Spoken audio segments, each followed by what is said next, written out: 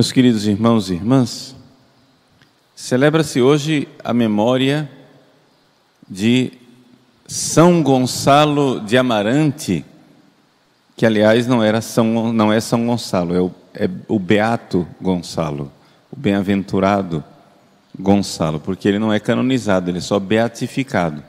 Mas aqui na nossa região, a devoção a São Gonçalo é tão grande que nós fazemos como se faz em alguns lugares de Portugal. A gente chama logo de santo e acabou, né? Quem era São Gonçalo? São Gonçalo foi um padre diocesano que depois se tornou dominicano e exerceu um apostolado na conversão das pessoas lá da sua freguesia, da sua paróquia, né, em Portugal. E aqui entre nós, no Brasil, surgiu a lenda de São Gonçalo estar ligado à dança. Por quê? Essa lenda não é comprovada historicamente, mas eu conto a história porque a história é edificante, seja ela verdadeira ou não. O fato é que São Gonçalo, na sua paróquia, tinha várias prostitutas. E ele, então, para tirar estas mulheres da má vida e impedi-las de pecar, ele, então, se disfarçava.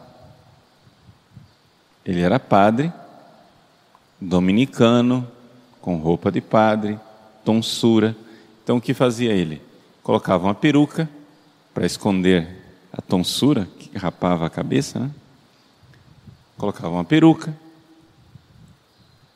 colocava, né, uma roupa normal e ia tocar para, com as suas músicas, entreter as mulheres prostitutas e impedi-las de pecar. O fato é que ele ia lá para que elas não pecassem. Mas aí você pergunta, mas isso não fazia com que ele pecasse? Porque ele ia lá no meio das prostitutas. Então o que fazia São Gonçalo? Colocava pregos no seu sapato.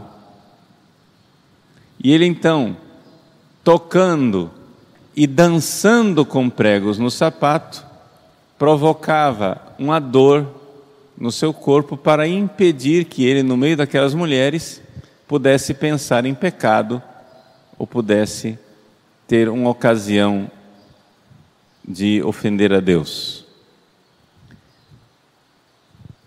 Conta a lenda que ele fazia tanto sucesso com as suas músicas e com a sua dança, que as mulheres então não iam para o pecado. O problema, porém, é que é evidente que estamos na Idade Média. Mulheres assim dificilmente se casavam. Por quê? Porque havia a instituição do dote. Ou seja, para você se casar, era necessário que a família da mulher desse um dote para que o homem e a família que estava recebendo, né, desse suporte financeiro para a esposa. É uma sociedade organizada bem diferente da nossa.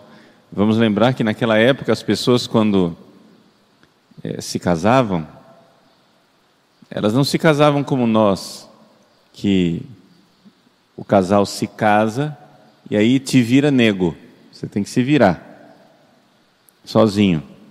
Um casal de jovens, sem experiência nenhuma, tem que agora se sustentar e fazer decisões seríssimas na vida.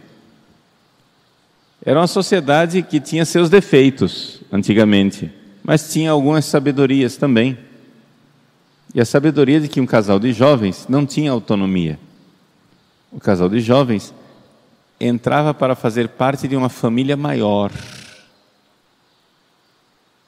E, portanto, os pais, ou melhor, o pai, o patriarca da família, é que mandava no casal jovem. E que, portanto, assumia as despesas do casal jovem. Que, vamos ser sinceros, não tinha condições de se sustentar. Então, por isso que essas pessoas, naquela época, casavam com 15 anos de idade, 12 anos de idade. Por quê? Porque estavam casados, mas não tinham essa autonomia que os casais têm hoje. Que nós podemos pensar o seguinte: ah, que maravilha, hoje nós somos livres. Sim, mas liberdade significa também uma responsabilidade e um fardo nas costas de quem tem que dar certo sozinho, tem que se virar sozinho. E não há mais o amparo da sociedade que ajuda o casal a se manter no seu casamento. O fato é que então São Gonçalo, que estava preocupado com a salvação da alma das mulheres que se prostituíram na sua paróquia, então fazia grandes sacrifícios para levantar um dote e assim fazer com que as mulheres pudessem casar. Por isso a fama também de São Gonçalo ser casamenteiro, não é? Então essas duas coisas que fazem parte de uma lenda. Nós não sabemos, não há documentos históricos que atestem isso, pelo menos não que eu saiba. Precisaria ir lá em Portugal para fazer uma pesquisa histórica, mas em todos os casos a lenda é edificante.